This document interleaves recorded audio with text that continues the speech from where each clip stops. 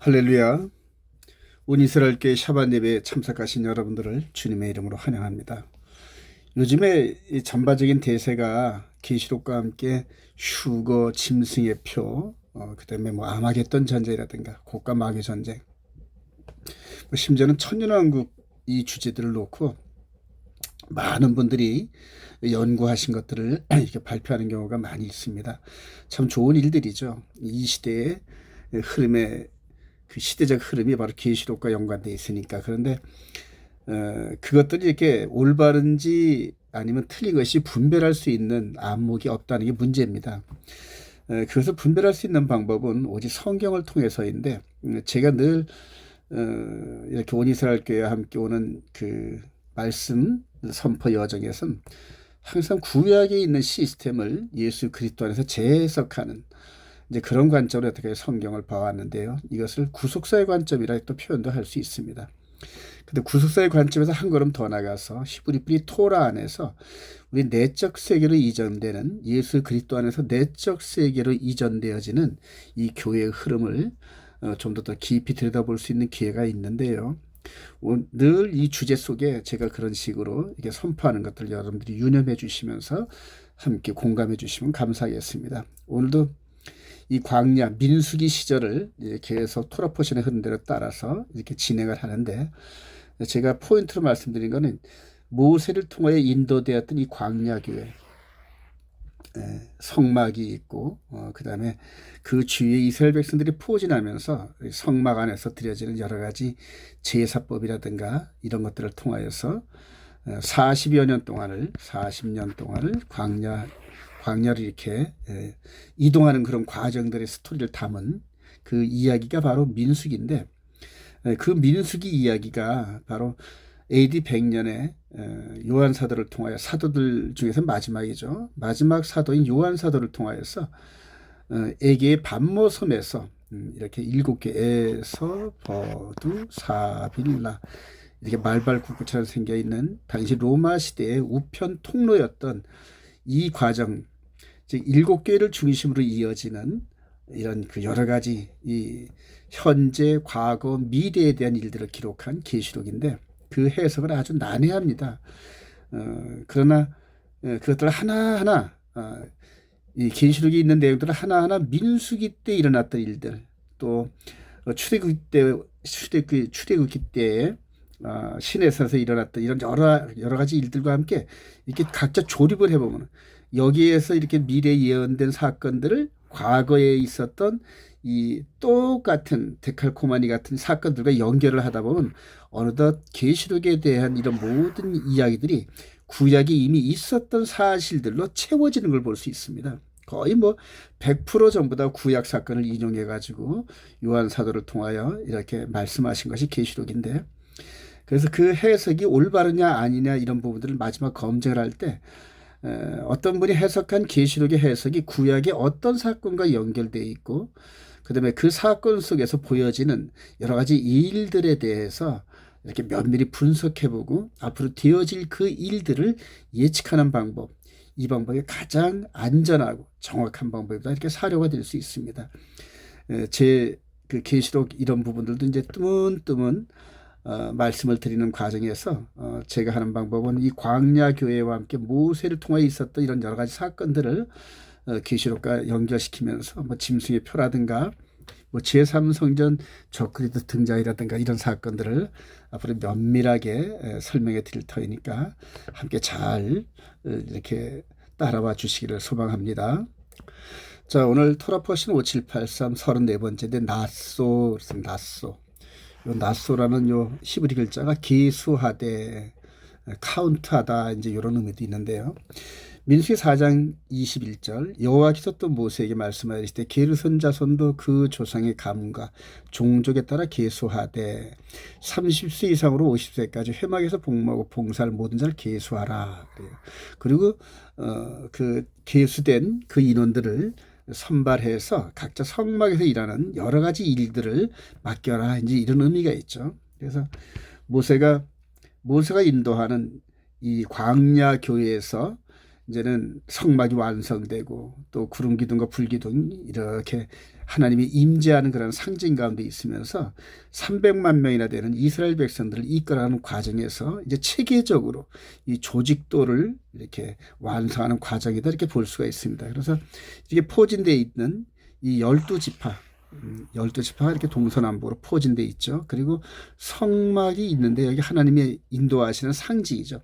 여기서 불기둥이 이렇게 쫙 보여지면서 아, 하나님이 우리와 함께 하시는구나 이 백성들이 느끼는 이제 그런 과정입니다. 거기에서 모세와 아론의 그 지도부가 이렇게 있습니다. 지도부가 핵심 지도부가 이렇게 있고 그다음에 성막 즉 왕이신 하나님의 주위에 제사장들이 아론 계열의 제사장들이 므라리 지파 게르손 고핫 이들이 성막을 중심으로 일하는 제사장 계열입니다. 이렇게 있어서 마치 우리가 세상에 보이는 그런 나라도 그 지도자 주위에 핵심 참모들이 있고 주위에 군사들이 있는 이런 개념들과 똑같죠. 이렇게 해서 선발돼서 완성되어진 하나님의 나라. 그리고 이동을 합니다. 이 하나님 나라가 이동을 하죠. 자, 이동을 할 때는 항상 선두에 제사장이 나팔을 불고 그 뒤에 이렇게 바로 법궤가 따라갑니다. 그리고 그 뒤에 이제 성막의 기구들이 이렇게 따라가면서 뒤에 호위하는 군사들이 따라오는 이런 형태죠. 그래서 시내산에서 광야 40년을 거쳐서 요단강을 건너 가나안 땅 정복할 때까지 이런 형태로 즉 하나님의 나라가 이동하면서 대적하는 나라는 무너뜨리고 그 다음에 말씀에 순종하면서 이렇게 항복하고 귀화하는 이런 민족들은 받아들이면서 하나님 나라가 확장되는 이제 그런 모습입니다, 여러분. 자, 이 광경을 한 500년 후쯤에 시편 기자가 이렇게 고백을 합니다. 시편 114편 1절에 이스라엘이 애굽에서 나오며 야곱의 집안이 언어가 다른 민족에게서 나올 때에 유다는 여호와의 성소가 되고 이스라엘은 그의 영토가 되었도다. 그래요. 여기서 이스라엘은 물론 가나안 땅일 수도 있지만은 바로 이동하는 하나님의 나라의 그 대열이 이동하는 곳곳마다 그의 영토가 되었도다. 이렇게 표현할 수 있죠. 즉 이 자체가 하나님이 임재하시고 그 백성들 그 자체가 이스라엘의 영토다 이렇게 표현을 합니다. 그런데 그 나라를 보고 바다가 도망하며 요단은 물러갔으니 물론 바닷물과 요단강이 물러간 이것들을 상징하는 거겠지만 그러나 열방 나라들이 도망하며 그 공의에 굴복하며 또 대항하는 자들이 물러갔으니 이제 이런 표현이겠죠. 산들은 순양들 같이 뛰놀며 작은 산들은 어린 양들 같이 뛰었도다 그러면서 출애굽 과정과 함께 가나안 땅 정복 전쟁의 이런 모든 것들을 이렇게 구름 기둥과 불 기둥 법궤를 통하여서 인도하시면서 하나님이 직접 수행하시는 그런 과정들 이런 것들을 영적으로 비춰보면서 시편 기자가 고백한 겁니다. 근데 이게 보이는 백성들과 보이는 가나안 땅 이걸로 끝나는 것이 아니라 이런 모든 것들은 장차 이분 안에서 계시록 1장에 나타난 대제사장의 멜기세덱 반체 대제사장이신 예수 그리스도를 통하여서 영적으로 나타날 이런 모든 사항들 즉 영적으로 말하면 보이지 않는다는 거거든요. 근데 보이지 않는 그 부분을 미리 모세를 통하여 보여주신 원형이라는 얘기입니다. 원형. 이걸 이제 모형과 그림자 이렇게 하고 또 나중에 바울 사도는 튜포스라는 헬라를 통하여서 원본, 상처, 거울 이런 식으로 이렇게 해석을 해줍니다. 그래서 이 성경은 하나님께서 미리 보여주신 것들을 미래를 통하여 예언하면서 성취하는 그런 과정들. 그래서 영적으로 보이지 않는 부분들을 저희들을 통하여서 이렇게 과거에 되어진 이런 사건들과 함께 이렇게 매칭을 시켜보면서 미래의 다음 행보는 어떤 것일까? 이게 기독교 2000년 동안 이렇게 이어져 내려왔는데 마지막 시대를 살고 있는 즉 주님께서 재림하실 이 시대에 살고 있는 저와 여러분들 세대에서는 이제 계시록이 착착 이렇게 성취가 되면서 진행되는 이런 과정이 있는데 그런 모든 미래되어진 이런 사건들을 과거에 미리 보여준 사건들을 통하여서 정의를 내리고 그다음에 정의를 내린 그 상황 속에서 어떻게 대처할 것인가. 즉 그때 내려진 하나님의 명령과 그다음에 영적으로 성령의 군사들 된 우리들이 어떤 행동을 취할 것인지 미리 다 말씀을 하셨다는 겁니다. 여러분. 요즘에 뭐 이렇게 새롭게 음성을 들려주고 환상으로 보여주는 이런 부분들도 물론 있겠지만은, 그러나 가장 정확한 방법은 미리 보여주신 성경을 해석을 하면서 다음 행보를 정하는 것이 가장 정확하다는 얘기입니다. 물론 그것을 성령께서 비춰주면서 도움을 주십니다. 자, 계시록 1장 1절 예수 그리스도의 계시라. 계시라는 이제 아포칼립시스라는 헬라어인데, 어떤 것들을 아까 요 부분처럼 이렇게 좀 성막 기구가 이렇게 그 천막 같은 걸로 덮어서 이동하지 않습니까? 이렇게 덮어뒀다는 겁니다. 이렇게 전부 덮어뒀는데 존재하는데 보이진 않잖아요. 나중에 이 헝겊을 이렇게 걷어내면은 이 안에 실체가 보이듯이 마치 계시라는 게 바로 그런 얘기입니다. 아포칼립시스라에 가서 예수 그리스도를 통하여서 이루어질 일들을 계시를 통하여서 헝겊을 덮은 상태에서 보여주신 거다. 이렇게 말씀하시는 거거든요. 이는 하나님이 그에게 주사 반드시 속히 일어날 일들을 그 종들에게 보이시려고 그의 천사를 그종 요한에게 보내어 알게 하신 것이라. 내가 본 것은 내 오른손에 7별의 비밀과 또 7금촛대라. 7별은 7교회, 사자여 7촛대는 7교회니라. 그러면서 비밀이라는 미스터리, 즉 감춰둔 것이지 존재하지 않는 것은 아니라는 얘기. 존재하는데 하나님께서 감춰놓으셨는데, 잠언서 25장 2절에 보면은 감추는 것은 하나님의 영화요 이를 캐내고 깨닫는 것은 왕의 지혜니라. 그러면서 하나님이 감춰놓으신 것을 성경을 통하여 해석하고 그걸 올바른 진단과 함께 그 흐름대로 이렇게 순종하는 것을 하나님 굉장히 기뻐하신다는 얘기입니다. 저 여러분들이 마지막 때 지금 계시록 이런 사건들이 열려지고 성취되는 그런 과정에서 올바로 구약에서 미리 보여준 사건들 하나하나 매칭시키면서 이렇게 퍼즐식으로 풀어낼 때 한 발자국 뛰면 그 다음 발자국이 보이고 또 그 발자국 뛰면 그 다음 자국이 보이면서 미래가 한 걸음 한 걸음 보이면서 성령의 인도함을 받는 그런 경험이 풍부한 축복을 소유하기를 주님의 이름으로 먼저 축원을 드립니다. 자, 계속해서 이렇게 하나님 나라를 모세를 통하여서 이렇게 이 땅에 보여주신 그 하나님께서 이제 이끌어 가시는 과정들인데, 민수기 4장 2절에 보면은 네 자손 중에서 고앗 자손을 그들의 종족과 함께 30세 이상으로 하면서 회막의 일을 이제 이렇게 할 이론들을 점검하죠. 게르손 자손도 무라리 자손도 해가지고 2,750명, 2,650명, 2,630명 해가지고 한 8,000명 내지 10,000명 정도가 이 성막을 이동하고 설치하고 평상시 이렇게 제사를 드리면서 백성들 약 한 300만 명 되는 이 백성들을 섬기는 이 구조가 이렇게 형성됩니다. 그리고 나서 이제 12지파를 통하여서 매일 하루씩 똑같은 제물을 이렇게 받으시는 그런 과정들이 민수기 7장에서 나오는데요. 첫째 날에 헌물을 드린 자는 유다지파 암미나답의 아들 나손이라. 그런데 유다지파부터 시작을 해가지고 12째 날에는 납달리 자손의 지휘관 에난의 아들 아히라가 헌물을 드렸으니 그의 헌물도 성소 세겔로 130세겔 무게의 은쟁본 하나와 70세겔을 하면서 똑같습니다. 12지파가 매일 하루씩 하나님께 헌물을 드리는데 인원의 많고 지금에 관계없이 똑같은 헌물을 드립니다. 이것은 마치 왕께서 만조백관들 가운데서 이렇게 지도자 되는 사람들을 통하여서 이렇게 충성 맹세를 받는 이제 그런 모습으로. 그래서 하루 동안에 하나님께 헌물을 드리는 과정에서 지파의 대표와 함께 그 헌물을 드리는 그 지파가 하나님께 완전히 감동하고 하나님께 충성하고 맹세를 하는 이제 이런 과정들로 우리가 유추할 수 있습니다. 그러면서 요즘에 이렇게 세상의 이런 관점에서 보면은 반드시 새로운 왕권이나 새로운 그러한 그 지도부가 들어섰을 때는 새로운 인물들로 구성을 하면서 충성 맹세 비슷하게 받는 이런 구조들이 이제 보이지 않습니까?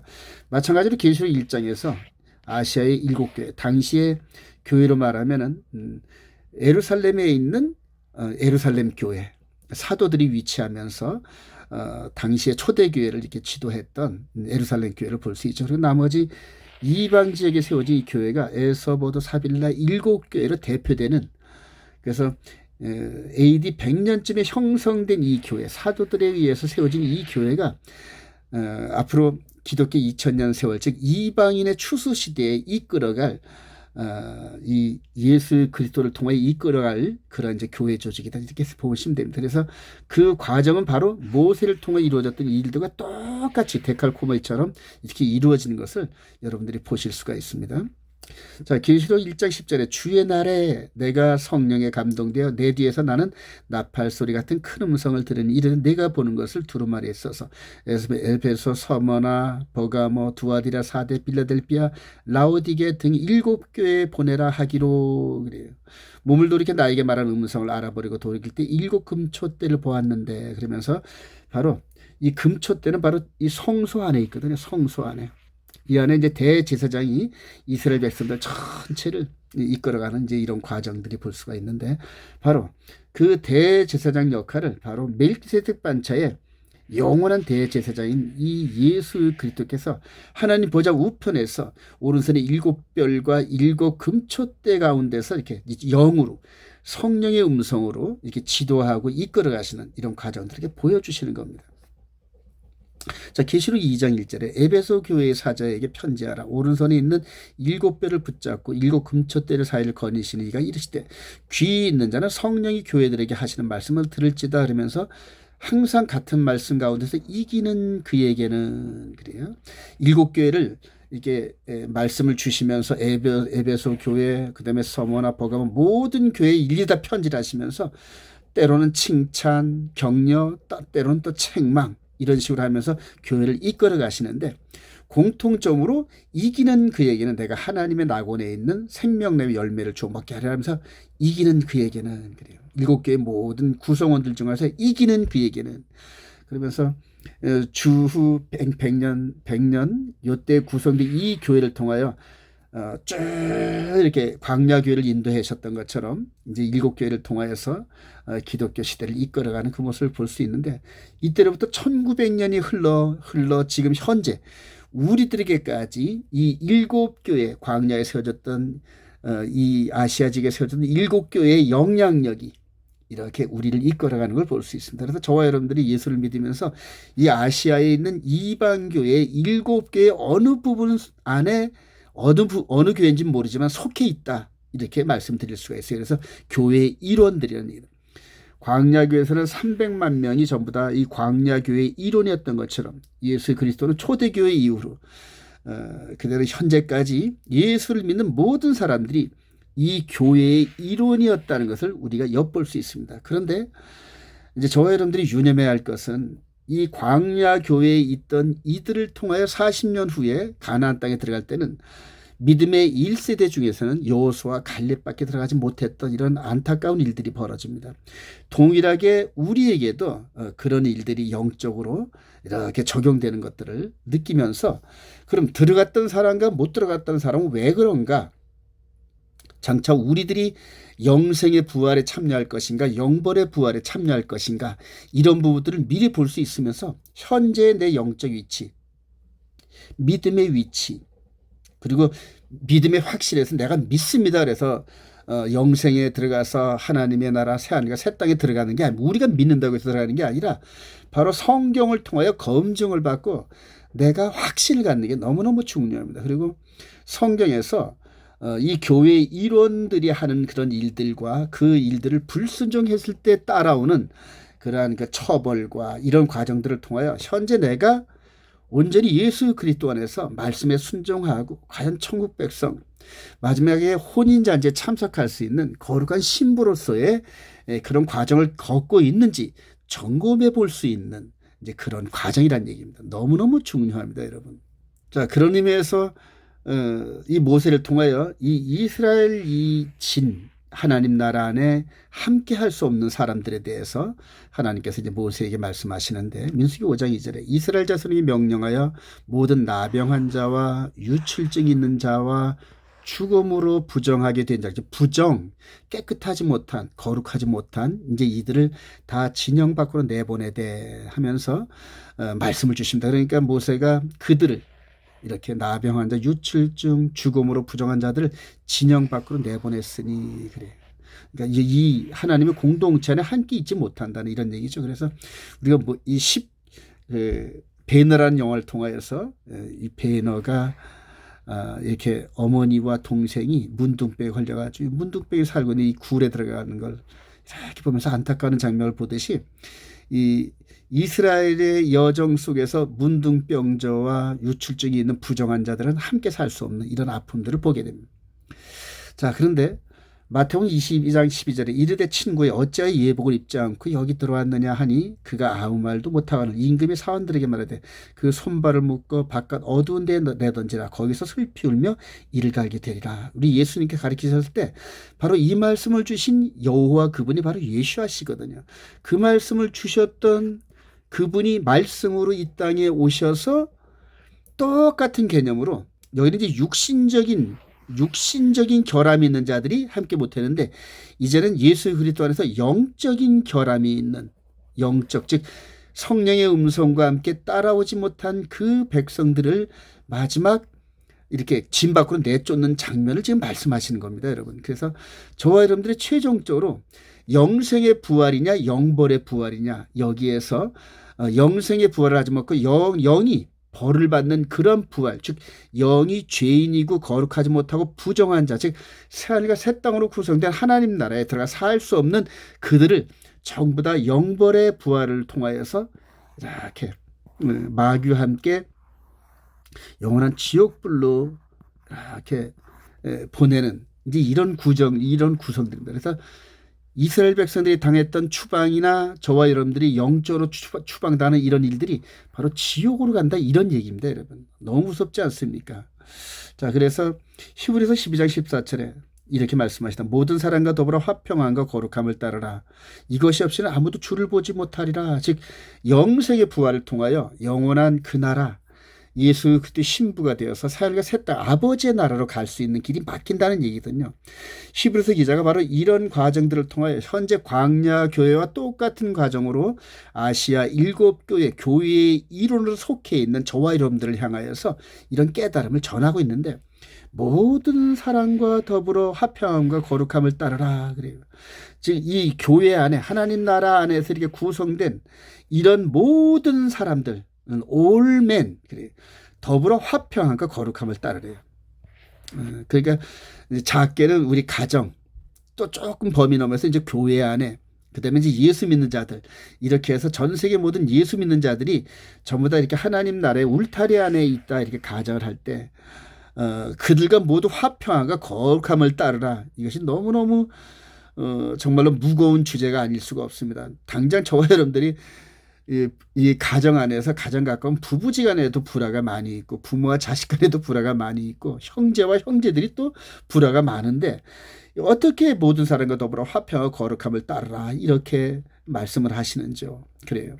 그런데 여기 성령님께서는 이렇게 말씀을 하고 계시죠. 지금 너희는 하나님의 은혜에 이르지 못하는 자가 없도록. 하나님의 은혜가 뭐냐면 구원이거든요.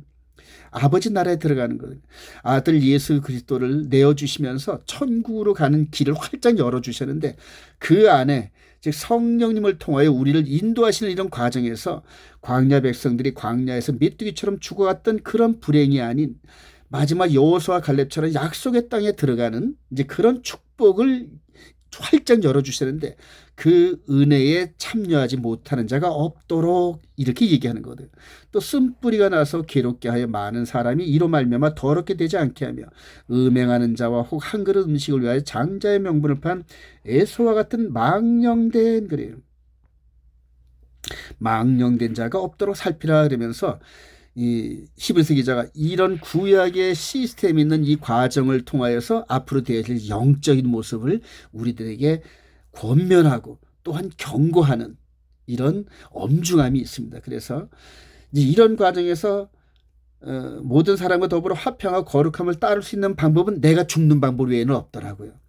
남이 내가 보는데 남이 죽어주는 게 아니라 나 자신이 죽음으로 말미암아 이게 속사람, 옛사람 즉 예수 그리스도를 만나기 이전에 있었던 육신의 모든 삶을 지배했던 그런 모든 생각들 그런 생각들을 품고 있는 옛사람 즉 내 옛 영의 몸이 죽고 즉 예수 그리스도와 함께 십자가에 죽고 그다음에 그분과 함께 장사 지내는 방법 외에는 없습니다. 그래서 하나님 나라 전체 구성원들이 바로 자신들이 스스로 말씀에 의해서 나 자신을 죽이는 길 외에는 모든 사람과 더불어 화평하고 거룩함을 따르는 그러한 존재가 일어날 수 없는 것이 이제 그게 이제 마지막 결론이더라고요.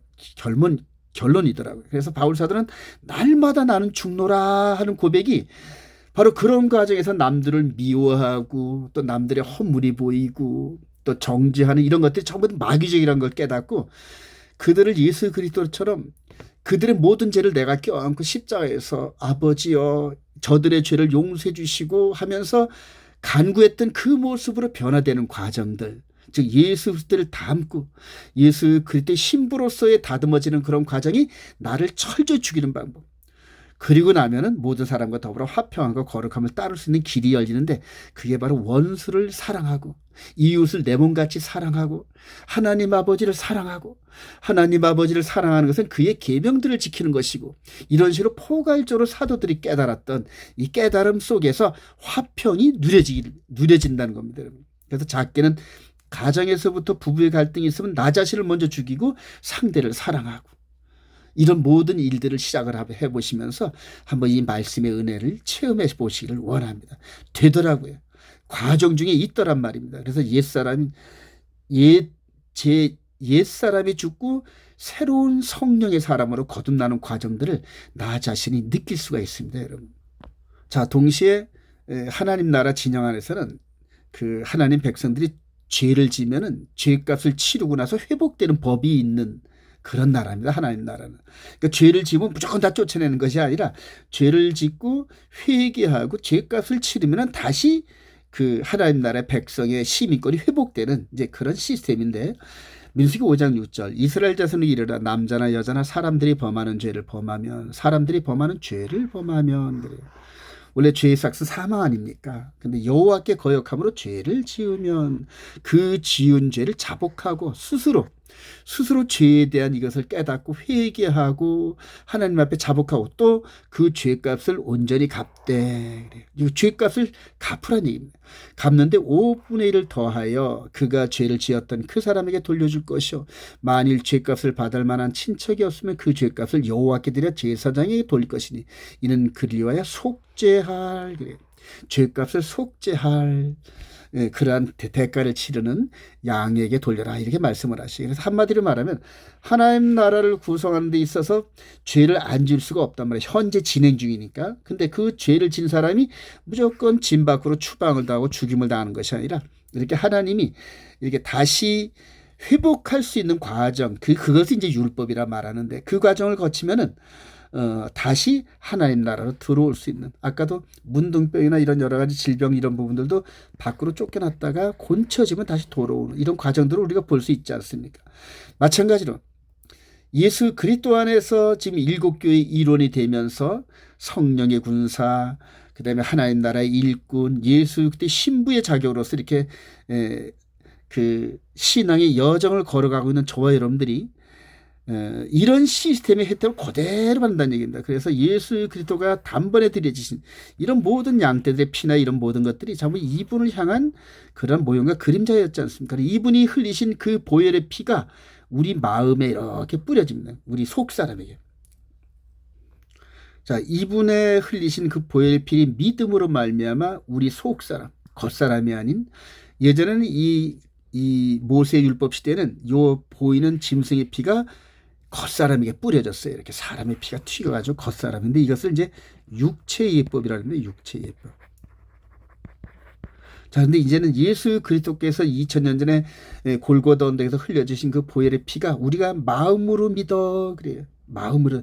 그러니까 이 피가 우리 죄 때문에 죽어주신 거라고 우리가 고백만 하면 이 보혈의 피가 우리 안에 이렇게 떨어진다 이렇게 말씀을 하십니다. 히브리서 10장 22절 또 하나님의 집 다스리는 큰 제사장이 있으면 우리가 마음의 뿌림을 받아 그래요. 이분의 피를 마음의 뿌림을 받아 악한 양심으로부터 벗어나고 몸은 맑은 물로 씻음을 받았으니 참 마음과 온전한 믿음으로 하나님께 나아가자 그래요. 여기서 받침 밖으로 쫓겨났던 백성들이 회복이 되면 다시 돌아오는 이런 시스템처럼 영적으로 진행되는 지금 예수 그리스도의 메시아 왕국 안에서 우리가 죄를 지으면 순간적으로 자복을 하고 그래요. 그래서 자복을 하는데 요한일서 1장 9절 똑같은 시스템입니다. 만일 우리가 우리 죄를 자백하면 이는 미쁘시고 이로서 우리 죄를 사하시며 우리를 모든 불의에서 깨끗하게 하실 것이요. 이렇게 말씀하시지 않습니까? 바로 요한 사도가 구약에 있던 이 시스템이 예수 그리스도를 통하여서 우리에게 그대로 적용되는 이 비밀을 깨달으면서 이렇게 권면하는 겁니다.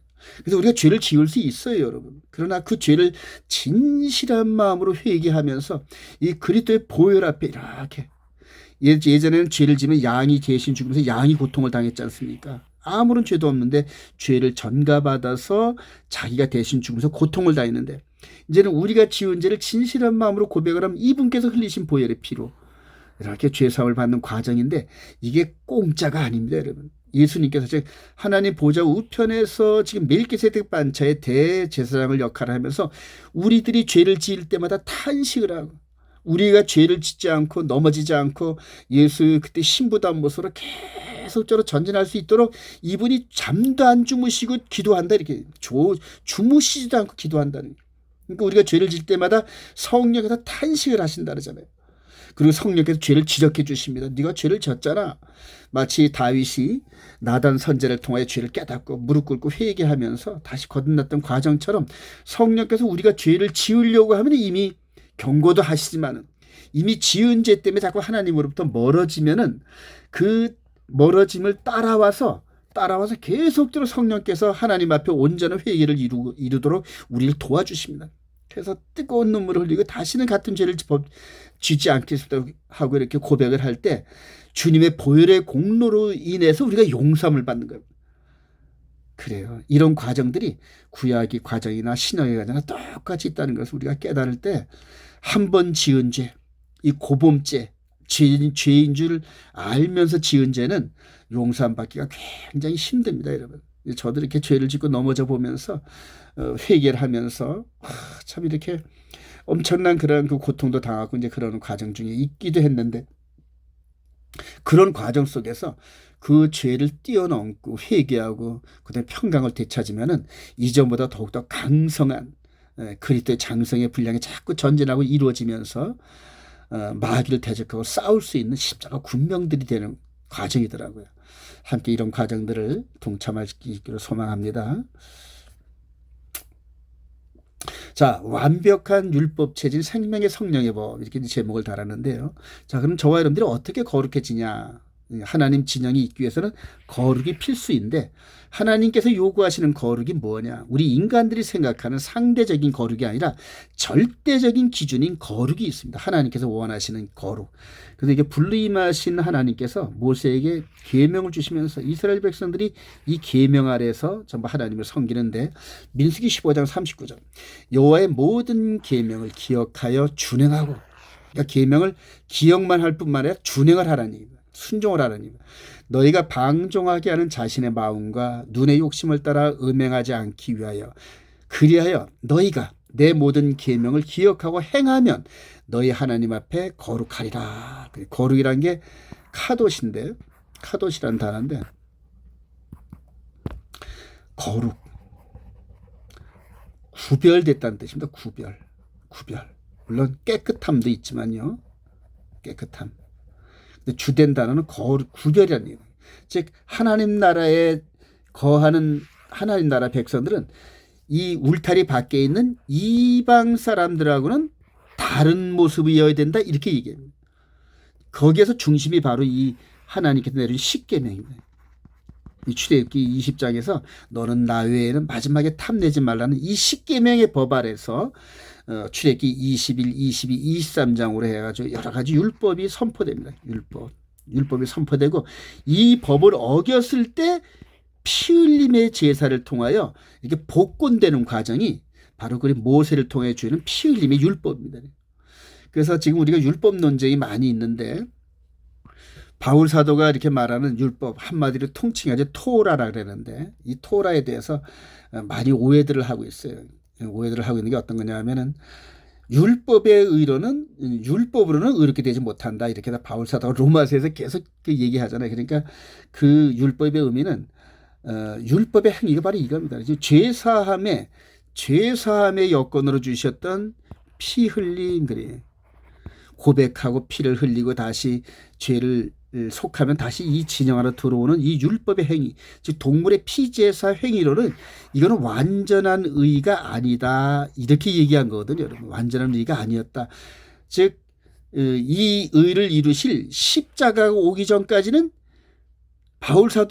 모세를 통해 주어진 이 성전의 피 흘림의 예법이 유효했는데, 이제는 예수 그리스도로 말미암아 단번에 드려진 이 진짜 제사가 오고 난 후로는 이 행위를 통하여서는 의롭게 되지 못한다 그래요. 의롭게 된. 예. 그래서 이 논제인데, 여기에서 주어지는 이 법안에서 계명까지도 전부 폐했다. 즉 이 제도를 폐한 것을, 피 흘림의 제사법 이걸 폐한 것을 전부 계명이나 이런 거가 때문에 폐한 걸로 착각을 한 겁니다, 여러분. 아닙니다, 여러분. 요 제사와 예물은, 제사와 예물 드림의 요 부분은 이제 제바흐 미나인데, 이게 다니엘서 9장 27절에 그가 한 일 동안의 언약을 굳게 맺고 한 일의 중간에 그 제사와 예물을 폐한다는 구절이 있습니다. 이제 앞으로 나올 테지만, 그래서 이런 해석들을 잘못해 가지고 구약에 대한 충분한 그런 검토와 경험이 없이 이렇게 통째로 이것들을 이제 구약은 이제 쓸데없어, 이제는 폐했어, 예수 그리스도 오직 믿음 이렇게 해가지고 바울 사도가 이렇게 전했던 복음의 비밀을 왜곡하는 이제 이런 그 우를 우리가 범했습니다, 여러분. 자, 이렇게 해서 구약에 보여주셨던 성전 시스템과 하나님 나라에 대한 이런 시스템이 그대로 예수 그리스도 십자가를 통하여 다시 새롭게 계명이 우리 마음판에 기록되는 이런 과정 속에서 새롭게 형성된 게 하나님 나라입니다. 이게 요거는 이제 히브리서 9장에서는 이걸 육신의 예법이라 그랬죠. 그리고 이 부분은 이제 그리스도 안에 있는 법을 로마서 8장 2절에 생명의 성령의 법이다 이렇게 이제 표현을 했는데, 로마서 8장 1절 그러므로 이제 그리스도 예수 안에 있는 자에는 결코 정죄함이 없나니, 이게 뭔 말입니까? 이 안에 있는 성도들은 정죄함이 없다는 얘기다. 왜냐하면 죄가 완전히 소멸된다는 얘기다. 즉 회개하면은 예수님의 보혈의 피에 의해서 그 죄가 소멸되면서 죄가 완전히 소멸되었기 때문에 정죄함이 없다는 얘기다. 그럼 반대로 이 모세의 육신의 예법 시대에는 정죄함이 있었다는 얘기다. 맞습니다. 왜냐하면 여기서 이 하나님께서 원하시는 그 율법대로 피제사를 드렸다 하더라도 겉사람은 죄사함을 받았는데 속사람까지는 죄사함을 받지 못했던 미완성, 불완전한 예법이었다, 이런 얘기입니다, 여러분.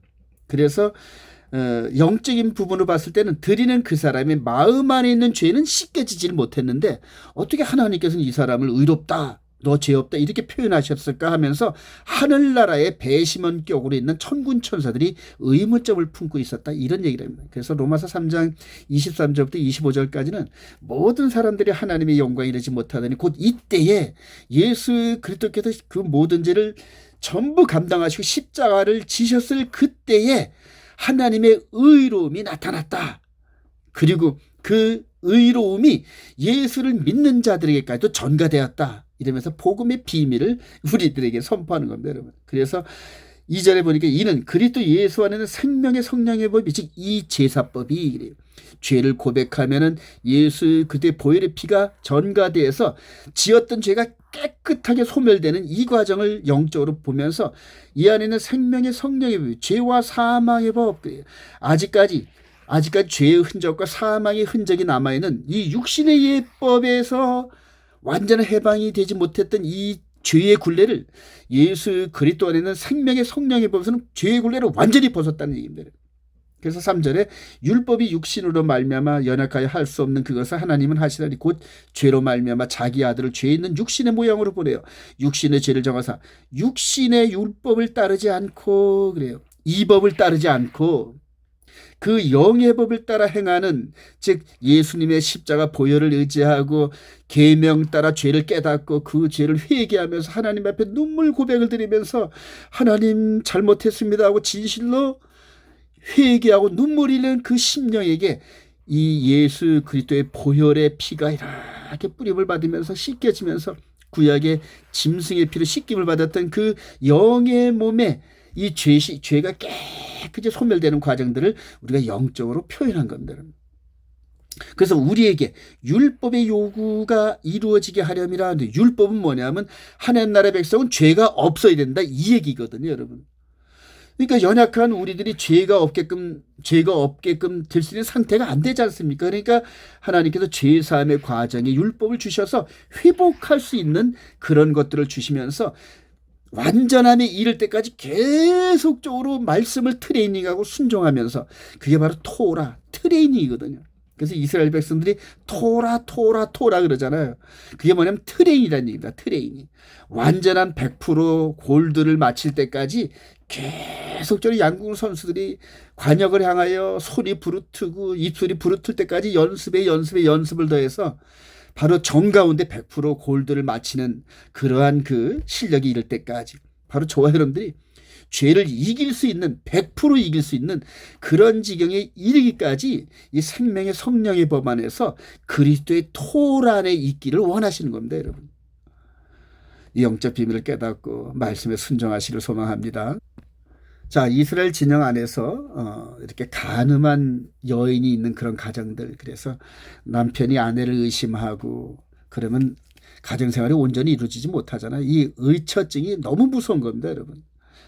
민수기 5장 20절에 그 의처증의 의심을 받는 그 여인을 랍비 앞으로 데리고 와서 하나님 말씀대로 분별하라는 그런 그 의심의 소재인데, 이 여인으로 하여금 그 물을 마시게 한 후에, 그래서 야, 랍비가 서 있어서 물을 마셔라 그러면서, 만일 여인이 몸을 더럽혀서 그 남편에게 범죄하였으면 그 저주가 되게 하는 물이 그의 속에 들어가서 쓰게 돼 그의 배가 부으며 그의 넓적다리가 마르리니 그 여인이 백성 중에서 저주거리가 될 것이라. 그러나 여인이 더럽힌 일이 없고 정결하며 해를 받지 않고 임신하리라. 이는 의심의 법이니. 그래서 이 법을 주셨어요. 그래서 이스라엘 가정 가운데 불륜이 의심되는 그러한 그 아내를 향하여서 이런 의심의 상태로 살 수가 없으니까 제사장 앞이나 랍비 앞에 가서 이런 예를 향합니다. 그러면 만약 이 여인이 하나님의 이름으로 맹세하고 이 물을 마시면서 만약에 간음을 했지 않습니까?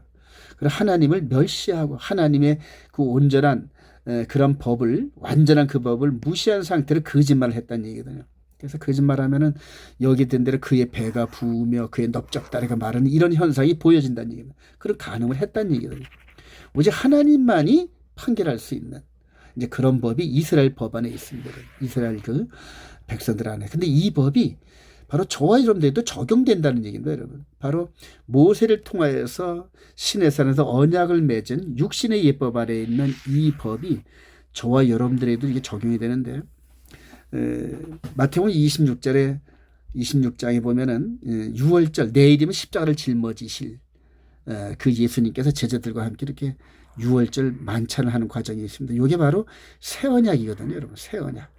새 언약이 뭐냐면 혼인서약입니다, 여러분. 혼인서약.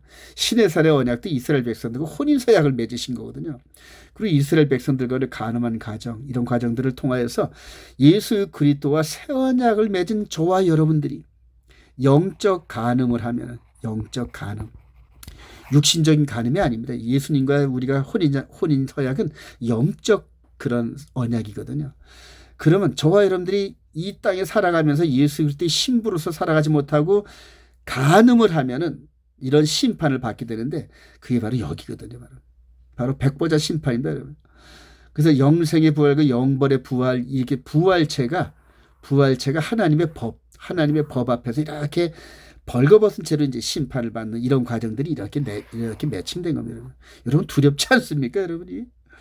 자, 이 부분을 히브리서 4장 12절에 하나님의 말씀은 살아있고 활력이 있어 좌우의 낫은 어떤 검보다도 예리하여 홍과 영과 및 관절과 골수를 찔러 쪼개기까지 하며 또 마음의 생각과 뜻을 판단하나니 지으신 것이 하나도 그의 앞에 나타나지 않으며 없고 우리의 결사를 받으실 이의 눈앞에 만물이 벌거벗은 것 같이 드러나니라. 바로 히브리서 기자가 이런 장면들을 보면서 예수 그리스도 안에서 새 언약을 맺은 저와 여러분들이 마지막에 예수님의 신부로서의 간음을 했느냐 안 했느냐, 이 부분이 하나님 앞에서, 근데 그 간음을 했냐 안 했냐 이 부분이 바로 이 언약이라는 얘기다. 언약을 어기면은 간음을 했다, 이렇게 표현을 합니다, 여러분. 이제 이것을 구약적 버전으로 한번 이렇게 해석을 해보면은 이제 이스라엘을 이 호세 선지를 통해서 이제 이 책망하시는 여호와 하나님의 음성이 있는데 4절에 보니까 호세아 6장 4절에 보니까 에브라임아 내가 네게 어떻게 하랴 유다야 내가 어떻게 하랴 너희의 인애가 아침 구름이나 쉬 없어지는 이슬 같도다 하면서 이스라엘 12지파 전체를 향하여 지금 이렇게 말씀을 하셔요. 자 그러면서 그들은 그래요. 그들은 바로 이 에프라임 이스라엘과 남방 유다를 말하는데 그들은 아담처럼 언약을 어기고 거기서 나를 반역하였느니라 이렇게 언약을 어기고 아담처럼 언약을 어겼대요. 그럼 아담이 언약을 어기고 쫓겨난 것처럼 이스라엘 백성들도 언약을 어기면 쫓겨나는 이런 장면이죠. 그런데 이 언약을 어기는 행위를 어떤 죄목으로 판결을 하셨는지 한번 보기를 원합니다. 이 과정을 에레미야 3장 8절을 보면은 내게 배역한 이스라엘이 간음을 행하였으므로 그래 언약을 어겼으니까 반역을 했다 그러죠. 그런데 그것을 이제는 십계명의 말씀 안으로 이끌어 오시면서 내게 배역한 이스라엘이 간음을 행하였으므로 내가 그를 내쫓고 그에게 이혼서까지 주었을 때 그의 반역한 자매 유다가 두려워하지 아니하고 자기도 가서 그 행음함을 내가 보았노라 하면서 즉 언약을 어긴 행위를 간음했다 이렇게 결론을 내립니다, 여러분. 자, 그리하여 바로 2000년 전에 골고다 언덕에서 필려 죽으시면서 새 언약의 중보 제물이 되어 주신 이분 예수와께서 예수 그리스도께서 우리와 혼인 서약을 맺었는데 이후로 예수를 믿는 저와 여러분들이 간음을 행했냐 아니냐 언약을 어겼느냐 안 어겼느냐에 따라서 마지막에 심판받는 장면입니다. 그리고 예수님을 모르는 사람들은 어떻게 됩니까? 그건 하나님을 모르는 자들 아닙니까? 그래서 데살로니가후서 1장 8절에 보면은 하나님을 모르는 자들과 예수의 복음에 복종하지 않은 자들을 영벌에 처하신다. 즉 마지막 심판 때 그렇게 처리하신다. 이렇게 말씀을 하셔요. 자, 한 구절 더 나시린의 법에 대해서 또 우리가 토라포션 구절에 나왔는데요. 민수기 6장 2절에 남자나 여자가 특별한 서원 곧 나시린의 서원을 하고 자기 몸을 구별하여 여호와께 드리려고 하면 포도주와 독주를 멀리하며 그 서원을 하고 구별하는 모든 날 동안은 삭도를 절대로 그의 머리에 대지 말 것이라. 자기 몸을 구별하여 여호와께 드리는 날이 차이까지 그는 거룩한 주 구별됐다니.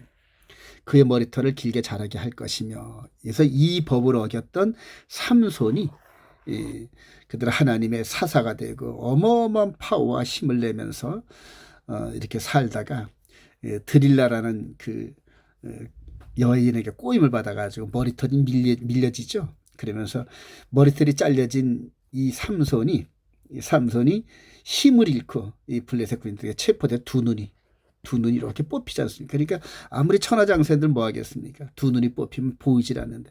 그래서 두 눈이 뽑힌 상태로 이렇게 연자방의 맷돌을 이렇게 굴리면서 이 대적자들에게 조소꼬리가 되죠.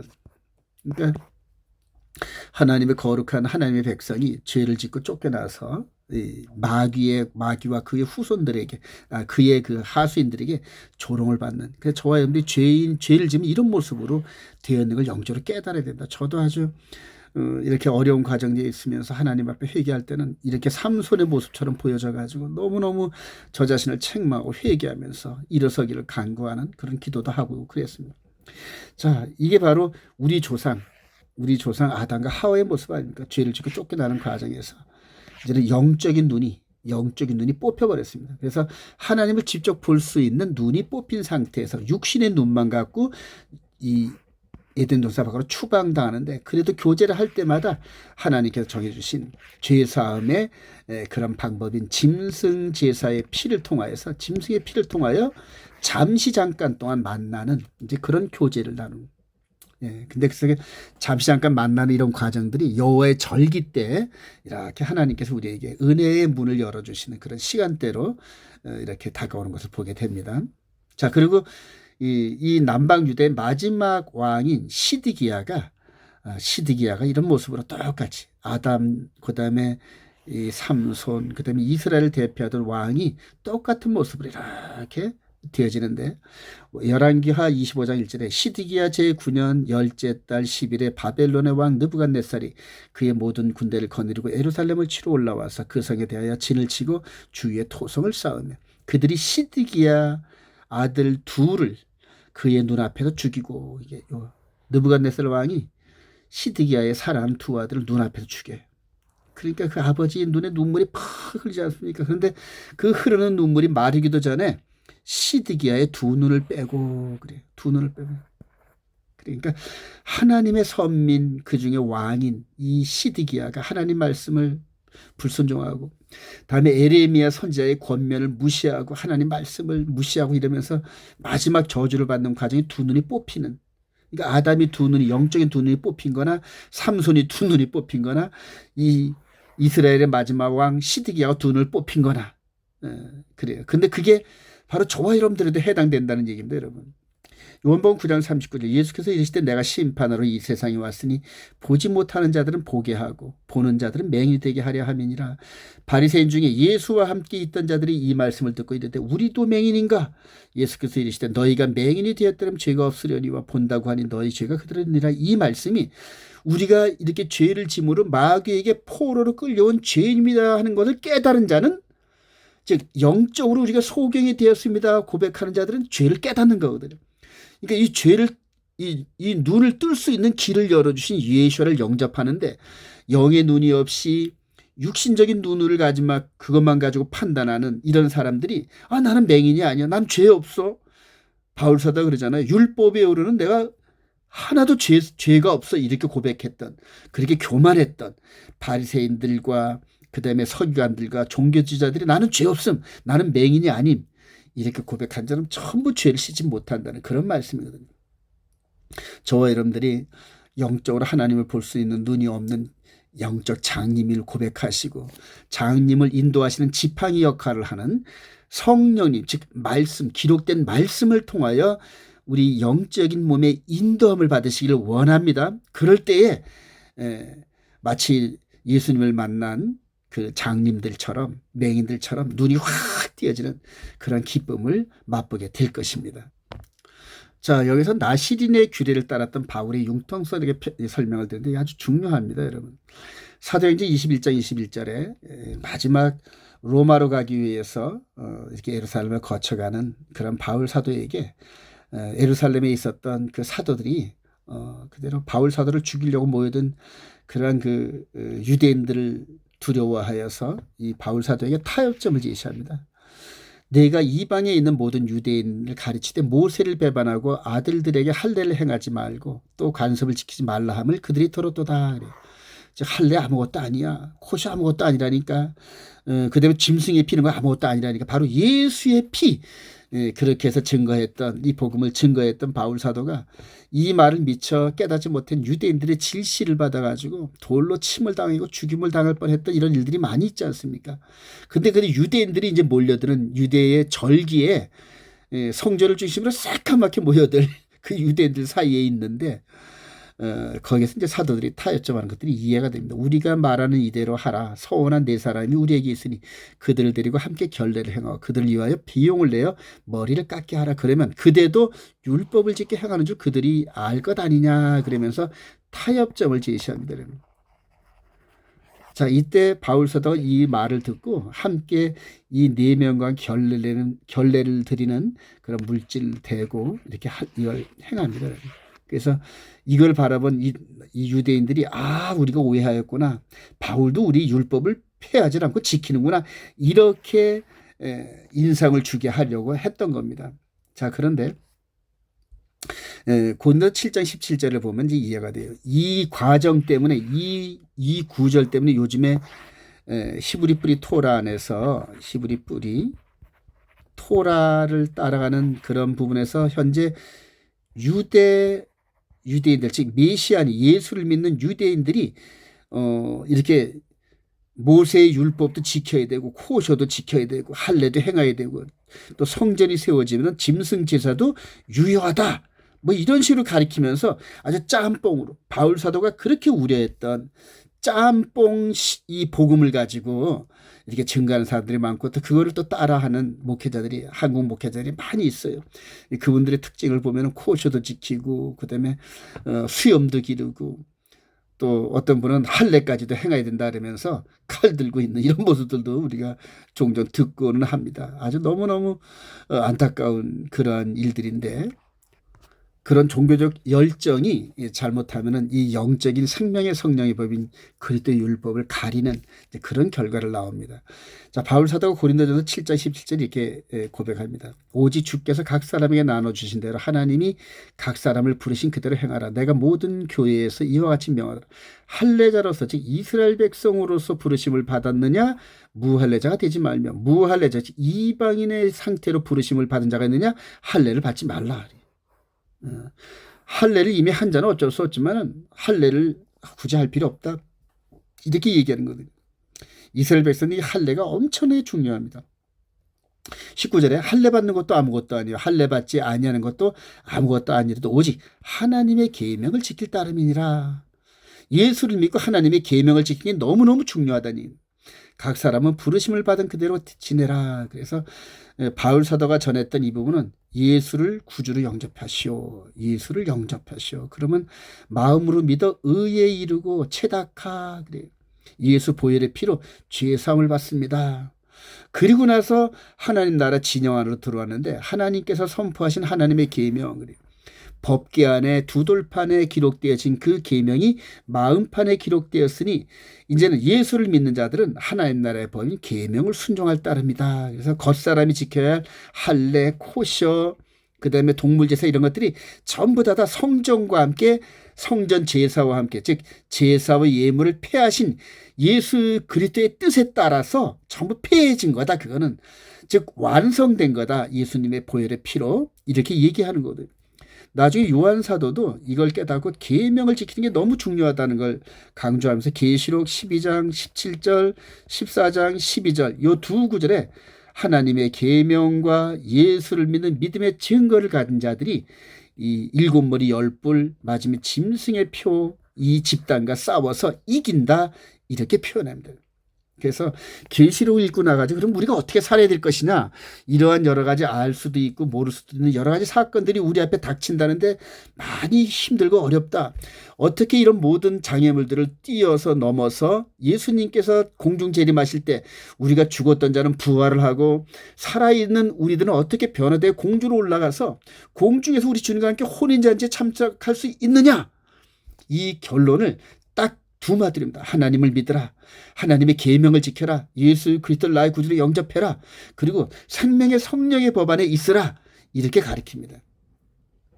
자, 그러다 복음의 핵심 안에서 바울사도 이렇게 또 권면합니다. 고린도전서 9장 20절. 유대인들에게 내가 유대인과 같이 된 것은 유대인들을 얻고자 하며 율법 아래에 있는 자들은 내가 율법 아래에 있지 아니하나. 그래. 이게 구약에 있는 이런 율법 아래에 있지 않는데 그대로 율법 아래에 있는 자 같이 된 것. 이걸 해준 이유는 이렇게 사도들의 권면을 따른 그 이유는 이렇게 율법 아래에 있는 자들을 접하고 대화를 나누면서 복음을 전할 수 있는 기회를 얻고자 합니다. 이런 의도가 있다는 얘기입니다. 여러분. 또한 율법 없는 자에게는 내가 하나님께는 율법 없는 자가 아니요 도리어 그리스도 율법 아래에 있는 자이니 그래요. 그리스도 율법, 즉 생명의 성령의 법을 바울 사도는 그리스도 율법이라 표현합니다. 그래서 제가 그리스도 율법 안에 있다. 나는 예수 그리스도 안에 있고 예수님께서 우리 마음에 기록한 십계명을 마음 안으로 순종하면서 겉사람을 지배하려고 애를 쓴다. 즉 육신의 생각과 우리 주님께서 우리 마음에 새겨진 그 법 안에서 주님이 새겨진 그 법이 이기게끔 내가 절제하고 인내하고 나를 억제하는데 때로는 내가 넘어진다. 그래서 나는 오호라 공고하는 자들은 바울사도의 고백처럼 나도 그렇게 넘어질 때가 많이 있습니다. 여러분. 그럼에도 불구하고 죄사함의 과정에 그런 그 제사를 통해서 즉 십자가 보혈의 제사를 통해 다시 하나님 진안으로 들어갑니다. 그리고 또 더욱 장성한 그런 분량으로 이를 때까지 또 계속 훈련하고 이게 바로 그리스도 율법이거든요. 율법 없는 자와 같이 된 것은 율법 없는 자들을 얻고자 함이라. 즉 이스라엘과 이방인들에게 전도할 때마다 그 사람들이 생각하는 수준에서 낮아진 그런 모습에서 바울 사도가 그들을 인도하였다. 이런 얘기입니다.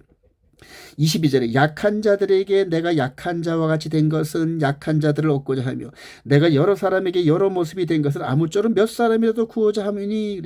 그래서 지금 바울 사도는 이 예수 그리스도 안에서 복음을 전하고 구원을 얻는 데 있어서는 물불을 안 가렸다는 얘기입니다.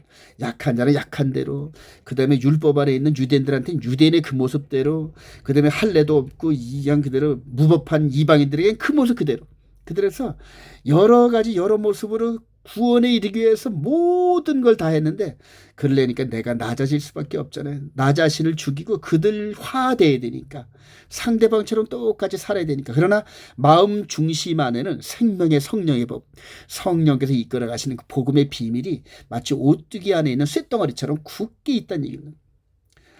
저와 여러분들이 이런 그 말씀 안에서 성령 순종하면서 그대로 이런 바울사도 같이 하나님께서 쓰시기 참 편하신 그러한 일꾼들이 되기를 소망합니다. 이번 또 이렇게 그 토라 포션 안에는 또 하나님을 섬기는 직분자의 축복 기도가 있는데 민수기 6장 22절에 여호와께서 모세에게 말씀하시되 아론과 그의 아들들에게 말하 이르기를 너희는 이스라엘 자손을 이렇게 하여 축복하여 바라크 축복하라니. 여호와는 네게 복을 주시고 너를 지키시기를 원하며 여호와는 그의 얼굴을 네게 비추사 은혜 베푸시기를 원하며 여호와는 그 얼굴을 네게로 향하사 평강 주시기를 원하노라 할지니라 하라. 이렇게 명령을 드립니다. 직분자들에게, 섬기는 직분자들에게, 즉 이 제사장이라든가 당시 바리새인 서기관이라는 사람들의 선함을 가득 찬 하나님 말씀을 존경하고 순종하는 그들에게 축복권을 주시는 그들은 이같이 내 이름으로 여호와 이름으로 이스라엘 자손에게 축복할지니 그리하면 내가 그들에게 복을 주리라. 하나님께서는 이제 직접 백성들에게 복을 주실 수도 있지만은 왜 이렇게 중간 이렇게 제사장들과 직분자들을 통해 주시길 원할까? 왜냐하면 하나님 나라는 질서의 나라이기 때문에 질서. 그래서 아까 초창기 봤듯이 이렇게 하나님 나라 진영 안에 성막이 있고 이 성막을 주위를 이게 직분자들이 무라리 지파, 게르손 지파의 성막 직할 부대, 그다음에 모세가 따라오고 그다음에 12지파가 삥 둘러 있었던 것처럼 왕을 중심으로 참모진들이 있고 그다음에 또 1000부장, 50부장, 100부장 이런 식으로 이 간부들이 있으면서 하나의 날은 질서가 있다는 거예요. 그래서 하나님은 질서의 하나님이다 이렇게 말씀하시잖아요. 그래서 여기에서 계신 왕께서 여기 있는 백성들에게 직접 말씀할 수도 있지만 이렇게 계통을 따라서 질서 있게끔 해야 질서 있게끔 하셨다는 얘기입니다. 이래야 이런 나라가 확장이 되면서 계속적으로 확장이 될 때 여기에다 조직과 계통을 통하여서 질서를 유지하면서 일관되게 하나님 나라가 확장될 수 있기 때문에 그렇게 하시는 겁니다. 자, 그래서 바울 사도가 이런 구약적인 어떤 이런 관점에서 이걸 깨닫고 가르침을 받는 자는 말씀을 가르친 자와 모든 좋은 것을 함께하라. 스스로 속이지 말라. 하나님은 업신여길 받지 아니하시나니 사람이 무엇으로 심든지 그대로 거두라라면서 가르치는 자와 가르침을 받는 자가 유기적으로 서로 사랑하고 존경하고 이렇게 정말로 공동체를 이루는 과정에서 하나님 나라의 그 법의 정신이 사랑으로 뭉쳐지는 것을 이렇게 말씀하고 계셔요. 히브리서 13장 17절에 또 이렇게 말합니다. 너희를 인도하는 자들에게 순종하고 복종하라. 가르친 자죠. 그들은 너희 영혼을 위하여 즉 육신적인 어떤 그런 부분뿐만 아니라 영혼 구원에 이르는 그걸 위하여 경성하기를 지키기를 마치 자신들이 청산할 자인 것 같이 하느니라. 그래요. 대신 지불하는. 그들로 하여금 즐거움으로 이것을 하게 하고 근심으로 하게 하지 말라. 그렇지 않으면 너에게 유익이 없느니라. 그러면서 가르친 자와 가르침을 받는 자의 질서에 대해서 얘기를 합니다. 우리 가정에서도 보면은 먼저 난 장남과 장녀가 한 10년, 20년에 낳은 막내를 이렇게 언니 오빠가 되어가지고 이끌어가는 과정들을 보잖아요. 마치 예수 믿는 그런 하나님 나라도 마찬가지입니다. 처음에 들어온 분들은 초보자고 거기서 오랫동안 있는 장로라든가 권사님, 집사님, 목사님 이런 분들은 장성한 자들이거든요. 이들의 가르침을 따라서 그대로 따라가면서 하나님 나라의 질서를 유지하는데 문제는 맨 앞장선 그들이 잘못된 말씀을 가르치면은 전부 다 뒤에 따라오는 모든 사람들이 잘못된 그런 가르침을 받는다는 게 이게 큰 우려할 만한 일이죠. 그래서 소경이 소경을 인도한다 이렇게 말씀을 하셨는데 오늘날 우리 주님이 재림하시는 이 마지막 때 중에 마지막에 이르는 이때가 정말로 이 마귀의 미혹에 넘어가 가지고 이 지도자들이 말씀을 왜곡하는 경우가 부지기술해서 너무나 우려가 됩니다.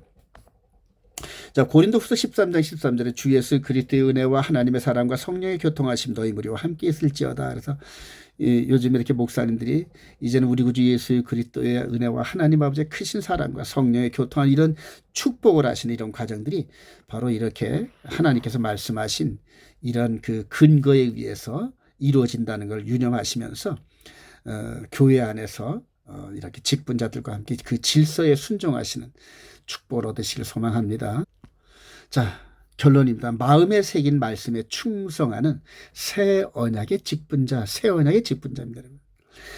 예레미야 31장 31절에 여호와의 말씀이니라 보라 날이 이르리니 내가 이스라엘 집과 유다 집에 새 언약을 맺으리라. 여기서 이방인들과는 언약을 맺지 않았다는 걸 우리들이 유념을 해야 됩니다, 여러분. 그래서 이스라엘 현재 국가 외에는 전부 이방인이거든요, 우리들이. 이방인. 근데 하나님께서는 대표적격으로 지금 이스라엘을 장자권, 그다음에 제사장의 나라로 선정을 하신 겁니다, 대표로. 그래서 이들과 언약을 체결하시고 이들을 통하여 전달된 이 복음 전도죠. 그래서 예루살렘과 온 유대와 사마리아와 땅끝까지 이르러서 이렇게 복음이 증거된 이런 과정에서 저와 여러분들이 이스라엘 백성들과 맺은 이 언약을 듣고 깨닫고 함께 동참하는 과정. 그래서 이렇게 들어가는 구조입니다. 우리가 이스라엘로 들어가는 구조입니다. 그래서 우리가 육신으로는 미국인, 한국인, 일본인 여러 수 없는 이방인이 될 수 있지만 예수를 나의 구주로 영접한 그 순간에는 이렇게 이스라엘 백성, 즉 껍데기 이스라엘이 아닌 표면적 유대인이 아닌 표면적 이스라엘이 아닌 이면적, 내면적, 즉 영의 몸에 이스라엘 나라로 구성된 이 안에 들어간다는 얘기입니다. 그래서 이 부분을 보이는 이스라엘과 보이지 않는 이스라엘을 잘 구분하는 것이 성경을 이해할 수 있는 가장 기본이 되는 겁니다, 여러분. 그래서 이스라엘 백성들에게 주어진 새 언약이 바로 우리와 똑같은 언약이라 우리가 똑같이 순종해야 할 그 언약이라는 걸 우리가 유념해야 됩니다, 여러분. 자, 이 언약은 내가 그들의 조상들의 손을 잡고 애굽 땅에서 인도해내던 날에 맺은 것과 같지 아니할 것은 내가 그들의 남편이 되었어도 그래. 시내산에서 맺은 언약을 남편, 즉 부부 언약 이렇게 말합니다. 그들이 내 언약을 깨뜨렸습니다. 내 언약을 깨뜨렸으니까 뭐냐면 간음죄를 졌죠. 여호와의 말씀이라. 그러나 그날 후에 내가 이스라엘 집과 맺을 언약은 이러하니 곧 내가 나의 법을 시내산에서 선포되었던 두 돌판의 그 법을 그들의 속에 두며 그들의 마음에 기록하여 나는 그들의 하나님이 되고 그들은 내 백성이 될 것이라 여호와의 말씀이라. 주전 약 한 600년 전쯤 예루살렘 성이 무너질 때쯤 돼서 예레미야 선지자를 통해서 선포되어진 법입니다. 자, 그때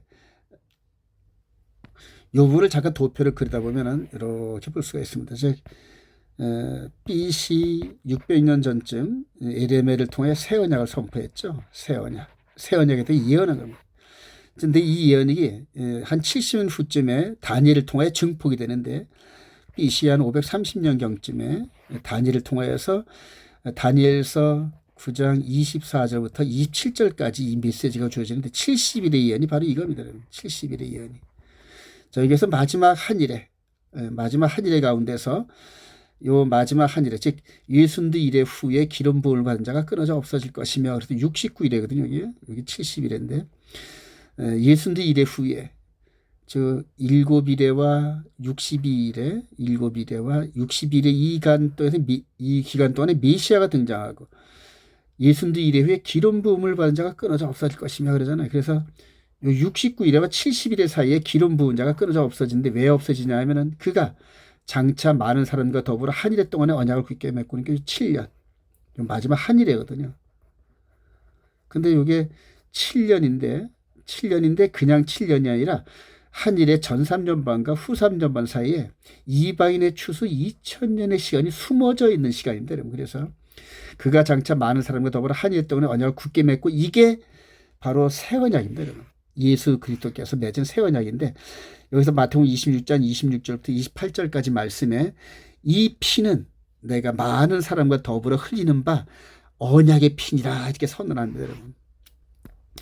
마태복음 26장 26절에 그들이 먹을 때 예수께서 떡을 가지사 축복하시고 떼어 제자들에게 주시며 이르시되 받아서 먹으라 이것은 내 몸이라 하시고 또 잔을 가지사 감사기도 하시고 그들에게 주시며 이르시되 너희가 다 이것을 마시라 이것은 죄 사함을 얻게 하려고 많은 사람을 위하여 흘리는 바 나의 피 곧 언약의 피니라 이렇게 선언을 합니다. 그래서 예레미야 때에 선포된 그 새 언약에 대한 예언을 70년 후에 다니엘을 통하여서 증폭해 주시고, 그 다음에 그 언약을 십자가를 짊어지시 바로 전날 이렇게 새 언약을 선포하시고, 그 다음에 그 말씀의 내용이 이 하나님께서 시내산에서 주셨던 이 두 돌판의 언약의 내용을 예수님의 십자가 보혈로 말미암아 살아난 죄와 허물에서 벗어난 속사람 마음 안에 이렇게 기록했다. 바로 이 뜻입니다, 여러분. 그래서 저와 여러분들이 지금 새 언약 안에 있다는 것을 유념하시기 바랍니다. 그래서 이 새 언약 안에 있으면서 예수님과 혼인 서약을 맺었는데, 이 새 언약을 지키지 않으면은, 언약을 지키지 않으면 간음한 걸로 나옵니다, 여러분. 간음. 너무너무 무섭습니다, 여러분. 자, 새 언약의 일꾼에 대한 정체성에서 고린도서 3장 6절에 그가 또한 우리를 새 언약의 일꾼 되기에 만족하게 하셨으니 율법 조문으로 하지 아니하고 오직 영으로 함이니 율법 조문은 죽이는 것이요 영은 살리는 것이니라. 돌에 써서 새긴 죽게 하는 율법 조문의 직분도 영광이 있어 이스라엘 자손들은 모세의 얼굴에 영광 없어질 영광 때문에도 그 얼굴을 주목하지 못하였거든. 하물며 영의 직분은 더욱 영광이 있지 아니하겠느냐. 정죄 직분도 영광이 있은지 의의 직분 영광이 더욱 넘치라. 그러면서 구약의 모세의 율법 안에서 언약을 맺은 그 이스라엘의 정체성과 그다음에 예수 그리스도 안에서 새 언약 안에 있는 저와 여러분들, 우리가 바로 이스라엘입니다, 여러분. 표면적 이스라엘이 아닌 이면적, 내면적 이스라엘입니다. 그래서 우리의 정체성은, 우리의 시민권은 바로 하늘에 있다 고백한 게 바로 그 이유입니다. 그래서 겉사람의 이것이 나중에 껍데기가 벗겨지고 이걸 이제 부활이라 그러죠. 변화되면은 속사람이 드러날 터인데, 이 속사람을 이끌어가는 이 토라, 이 계명의 법, 생명의 성령의 법이 껍데기를 까고 나면은 그 안에 열매가 얼마나 충실한지 알 수 있듯이, 우리가 부활하고 나면은 예수님과 맺은 이 새 언약 안에서 우리가 얼마나 충실한 삶을 살았는지 그 결과가 보이는데, 그 결과물 따라서 알곡은 하나님의 곳간에, 쭉정이는 그대로 버리워지는 이런 구름들, 이 비유들이 전부 여기에 해당하는 겁니다. 결론에 이르면서 예수 그리스도 안에서 새 언약이 있다는 걸 여러분 유념하시기 바랍니다. 그리고 이 안에 들어간 자들은 전부 다 영적인 군사들이고 교회의 일원들인데, 기록되어진 말씀을 성령님께서 우리들에게 말씀하실 때마다 아멘, 아멘, 아멘 순종하는 겁니다. 그래서 예수 대 보혈의 피에 의해서 우리가 의롭게 되고, 마음으로 믿어 의롭게 되고, 입으로 신하여 구원에 이른다는 게 마음 안에 기록된 이 계명의 말씀을 아멘, 아멘, 아멘으로 받으면서 그리스도의 장성의 분량에 이르는 이 과정이 바로 구원의 여정입니다, 여러분. 이렇게 해서 새 언약의 직분자로서 이전에는 모세 율법 안에서 남을 정죄하고 미워하면서 죽이는 역할을 했던 그런 것이 아닌, 이제는 예수 그리스도를 닮은 생명의 성령의 법 안에서 나 자신의 죄에 대한 이런 모든 걸 죽이면서 남들을 위해서 중보기도 하고 원수도 사랑하는 기도의 마음으로, 그 다음에 한 영혼을 구원하고자 하는 생명이 이르고자 하는 뜨거운 열망 속에서 예수 그리스도의 신부다운 모습으로 살아가는 새 언약의 직분자들이 되시기를 주님의 이름으로 축원드립니다.